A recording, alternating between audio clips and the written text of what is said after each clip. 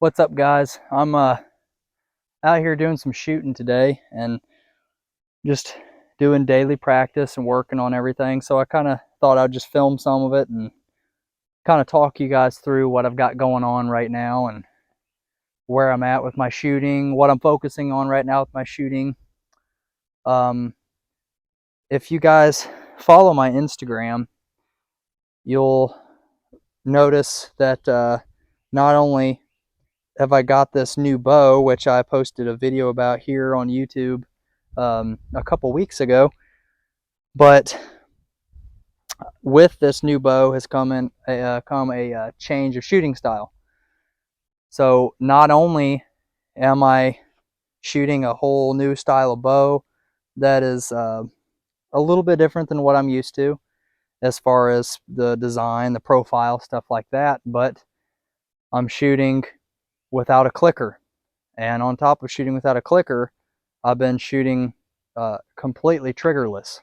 No internal triggers, no external triggers. There's no grip sears on this bow. There's no grip triggers, clicker, tab sears or clickers, nothing. It's just me being in control of my shot and picking my spot, going through my process and doing the best I can to break good shots and stay in control of those shots. So that's basically what I've been doing. And in doing that, I've not been shooting very far. Most of my shooting here since I've switched has been inside of 25 yards for sure, and most of the time inside of 20.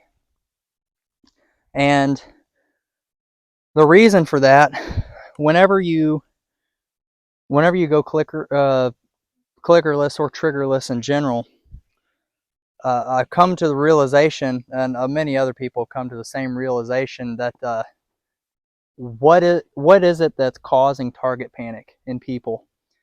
So I've had to do a lot of self-reflecting and thinking about what has caused target panic for me and what seems to induce the target panic, what sets it off worse than others, or things that set it off worse than others.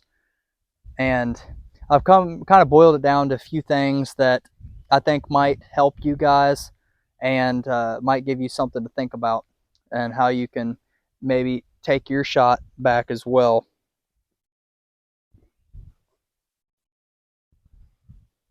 So I'm here just about 15, I'm at the 15-yard line right now.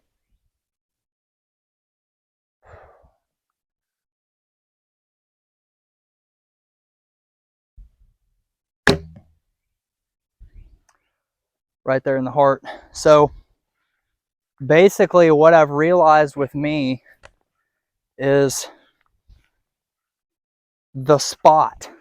I think worse than anything, the spot freaks me out. And what I mean by the spot, obviously, I mean, with traditional archery, you're picking a spot and then you're shooting at that spot. So whenever you're trying to incorporate the whole aim small, miss small thing, right?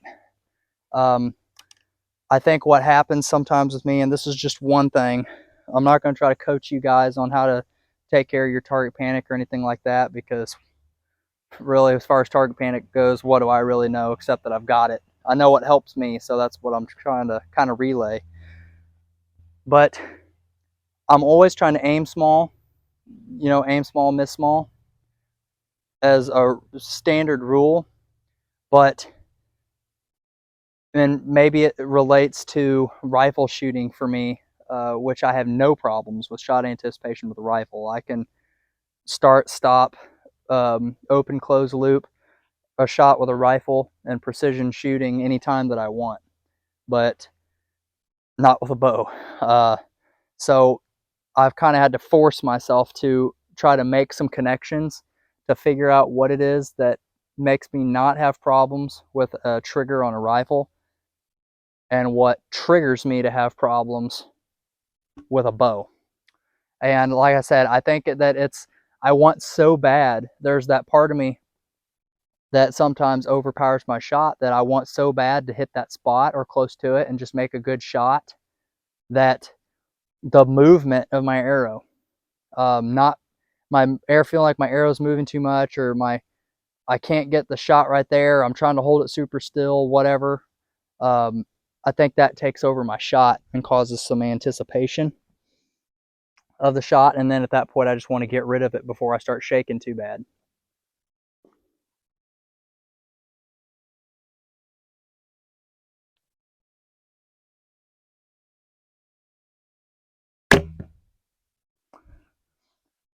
Something else that I think really affects me is, like anybody, having too many things going on at one time. Then that shot was perfect, right in the 10 ring. Your mind being too busy. I had a guy, an old guy here not long ago, that actually told me where I was kind of breeding him in on some of my target panic struggles. Tell me that he showed me all the gray hair on his head and some of it that's missing. And he's like, I've been doing this. He said, I've been doing this for a while, and I can tell you right now, you're putting way too much thought into it. And I kind of only half listened to that, you know, at first, but kind of the more that I've really sat down and done some soul searching, I realized that, you know, he's kind of right. With a rifle, again, trying to make that connection between the bow and the rifle. The rifle, I've got one thing I'm concentrating on. Aligning myself behind that rifle. I'm picking a teeny tiny spot to rest my crosshairs on. I'm waiting for I'm hitting my respiratory pause. I'm bringing my shot to the wall, or pulling the trigger to the wall, waiting for my heartbeat, taking that shot whenever I'm for sure confident that I feel like I'm ready to take the shot. But with this bow, I find myself thinking about, why does my anchor not feel the way it normally does? Like, oh, I normally have my thumb here. I need to remember to break my shot and come back and grab the golf ball off my shoulder. You know, am I engaging my back like I should be? You know, did my hand drift back away from my face? You know, did I pluck? Did I collapse? You know, that stuff, like after my shot, when the shot doesn't work out. I'm putting so much thought into it. And granted, that is how you diagnose problems, but there can come a point, if you're already struggling, that if you're thinking way too much, then you're probably thinking about all the wrong things, if that makes any sense. So rather than me just thinking about my shot process, the thing that I do every single time the same way, how I approach the line, to picking my spot, going through my clean shot process, and shooting that arrow, we're going to get joined by the cat again, just letting you guys know, because he's sitting over here meowing at me. But I'm just putting too much thought into it, and that's some of my problem.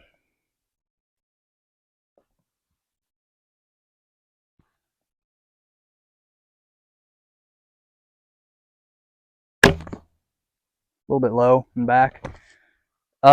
Something else that has helped me, or two things that have helped me with my target panic and shooting without a clicker or a trigger of any kind. That shot was a little bit back. Two big things. One is doing letdowns, which I would consider those very similar to doing dry fires with a firearm. Just pulling up my bow. You guys saw me do it at the beginning of the video. Pulling up my bow, getting my sight picture the way that I like it, the tip of my arrow where I like it to be, and then letting the bow down. Because I would consider that like taking your firearm off safety, pulling the trigger to the wall, letting the trigger back down, and putting the safety back on, if that makes any sense. You're totally shutting that shot down and taking control back.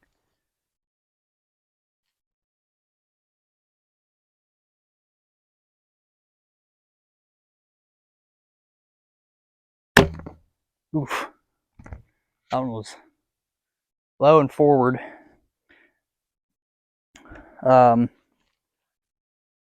If it was just a couple inches higher, I'd like it.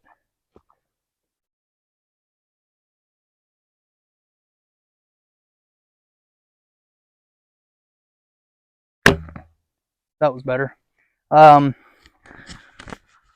So doing the letdowns, it forces me to take control of my shot back. And what that's done is it kind of keeps me from freaking out so bad and keeps me from wanting to just hit anchor and drop the string or anything like that. I don't have any of those problems, thankfully. And doing things like letdowns and also counting, telling myself I've got to do this many Mississippis before I can drop that string. Things like that, things that keep you from breaking that circuit of concentration. And then holding too long. I got in a bad habit, even with a clicker. I had a terrible habit of just holding way too long, trying to get to that clicker whenever I really need to just be having good form, locking into my anchor, give it a couple seconds to the two or three critical seconds when you're doing all the shaking and nervous, just to settle down and then make my shot. And that was a lot of my problem.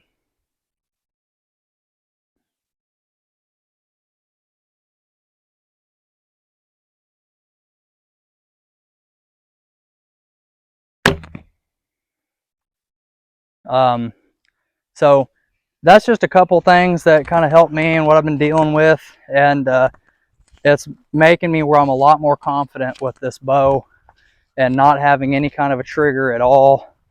For someone that has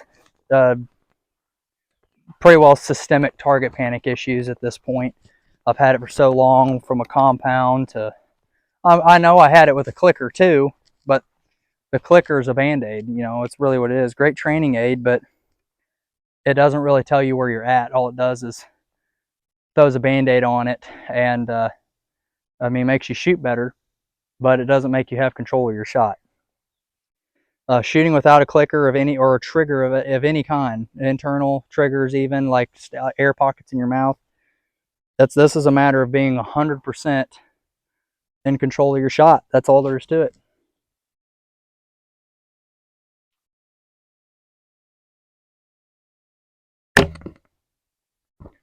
And something that I noticed this with a clicker, but I notice it more now especially, is that you can't concentrate for 10 seconds when you're holding back a bow. You just can't do it. I can't do it. I know very few people who probably can do it, but I'm not one of them. So even though, yes, you want to settle in long enough, and I settle in long enough to where my sight picture looks good, but I also don't want to sit there and hold it to the point I lose concentration, because realistically, we humans, at least we humans, me, we can't concentrate that long. With under that kind of pressure, holding a bow back at anchor, we can't concentrate for 10 seconds, 8 seconds. That's a long time to hold a bow back. From the time you hit anchor and settle in, it's really a few seconds, less than 5 seconds, and you need to be getting rid of that shot or letting back down. So that's something else I've been forcing myself to do. And that has helped me, because it's not giving me enough time to let that panic set in. I get the arrow where I like it, make sure I'm settled down, and you're, like I said, getting through that first kind of critical seconds of being nervous, settle down, make my shot. And before I take my shot, I slow down. Instead of just, standing here, whipping up, pulling back, shooting, I pick my spot. And like you should be doing anyway, but forcing yourself, because sometimes we get in a habit of just flinging arrows. So force yourself, stop, pick your shot, stop, before you pull that bow back. Just like, I feel good, I can make the shot, whatever. I have to talk myself up. Not everybody does. I do. kind of like what Joel Turner says, do it or don't do it at all. So that's kind of what I tell myself. I pick my shot, stop, do this or don't do it at all. And then I'll also decide during practice, you know what, I've shot a few shots, I need to do a letdown or a couple letdowns, or I'm feeling pretty good, I'm going to keep shooting. You know what, I'm feeling pretty tired, I'm just going to take this arrow off, throw it in the quiver, and go back in for the day. So slowing everything down, but spending less time having stuff going through your head at full draw. That seems to be what's really doing it for me.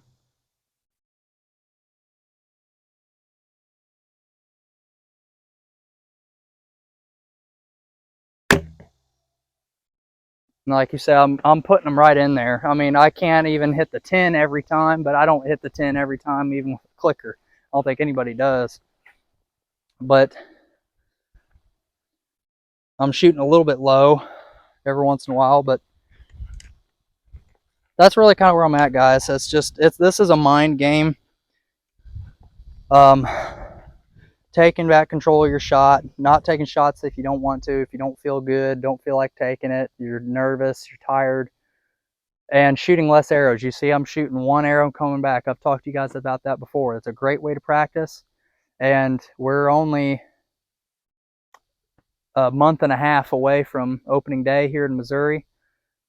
I'm not trying to fling tons of arrows down range, shoot groups, none of that. I'm trying to pick spots, hit spots, and do like I do hunting, because that's what I am, guys. I'm not a 3D shooter. I am a bow hunter. I incorporate form, shot process, all the stuff that, you know, target shooters do, and we should all be doing. I incorporate that stuff into my shot, but at the end of the day, I'm trying to hit the vitals of a deer, and I'm trying to hit them every single time.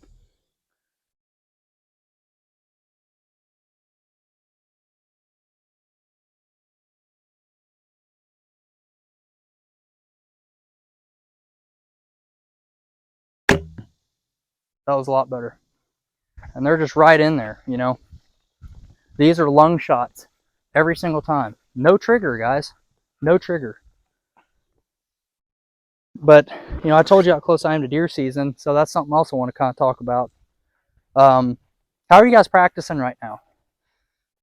Because I did a video, I think last year, talking about how I practice during season, and you guys kind of see how I practice during the off season.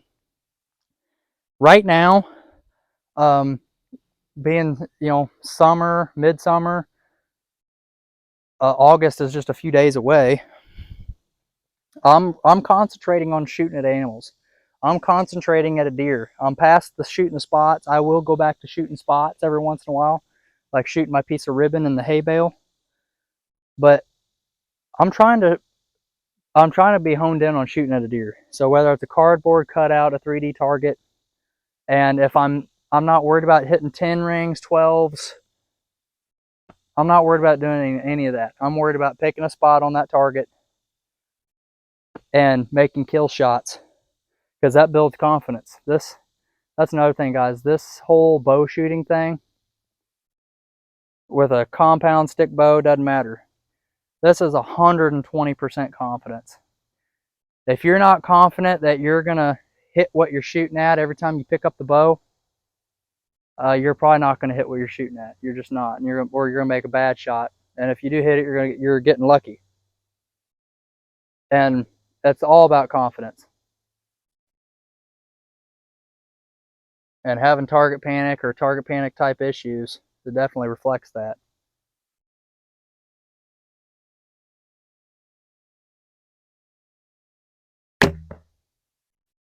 I mean, look at that. It's right there every single time. And a lot of this is because I'm getting to the point, granted, that I don't do so much gap anymore. Yes, I am aware of where the tip of my arrow is, but I'm not paying as much attention to it. It's more so in my peripheral.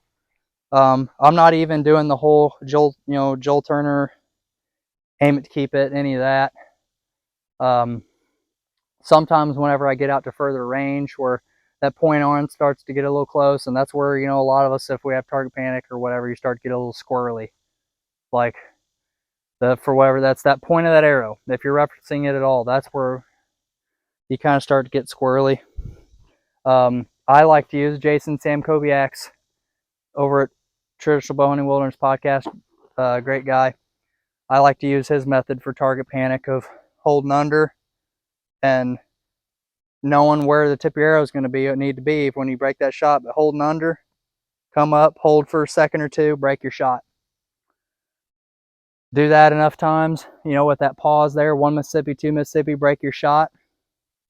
That helps once I get out there past my instinctive range, because right now I'm still shooting split vision instinctive-ish, just about to 20 yards, and then past that I kind of have to start paying attention to the tip of my arrow. So that's where a lot of times if I'm having trouble during practice, I start using that method of Jason's.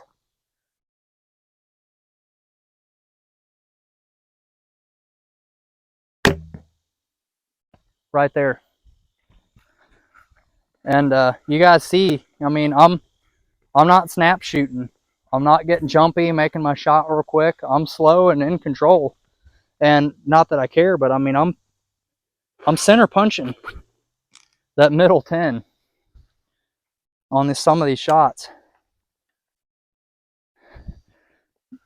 So even though I would never suggest instinctive to a new shooter, I would always suggest gap shooting to new shooters. And whenever I start people into traditional archery, I teach them to shoot gap. The way for bow hunting and for the extended future, especially if you have any target panic troubles or shot anticipation, anxiety, anything like that, the way of the future for you is 100% to make that slow transition into like split vision or instinctive, which if you shoot gap long enough, you end up doing that anyway, because it removes that paying attention to the tip of your arrow for most of your hunting shots and the hunting range. So out to 20 yards, you're pretty well not even worrying about the tip of your arrow anymore. So that helps too. But yeah, I know it's kind of a random video, guys, but I'm just out here doing practicing, so I figured I'd just kind of talk archery and what I got going on and what maybe you guys need to start thinking about here closer to season.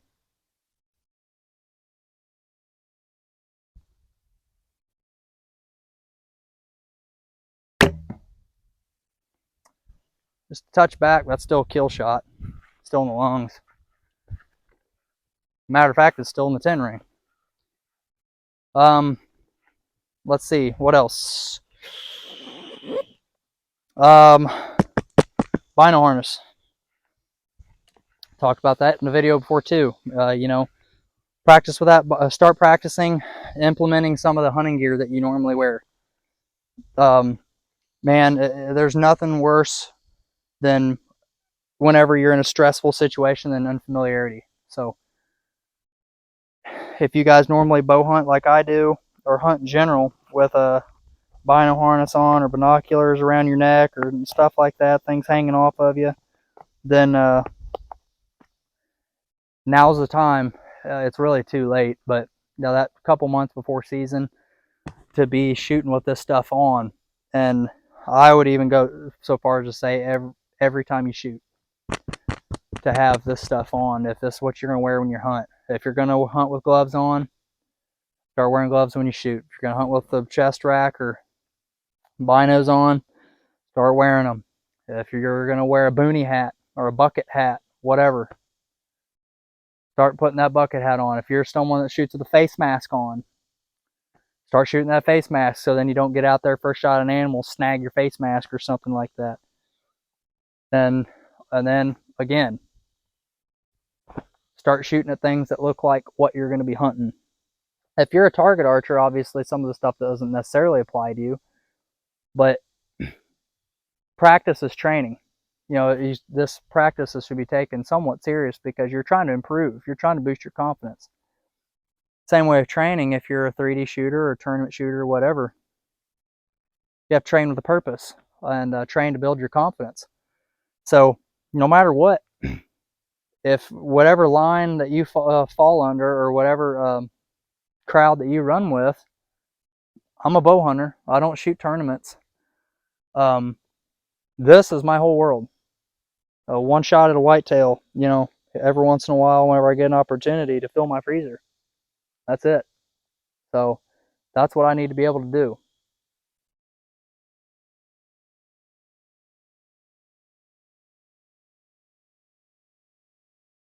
Do letdown. I say every few shots I try to do letdown. Man, it helps. Also kind of rushed into that shot and I realized it, so I told myself, I made a conscious decision, I'm going to do a letdown.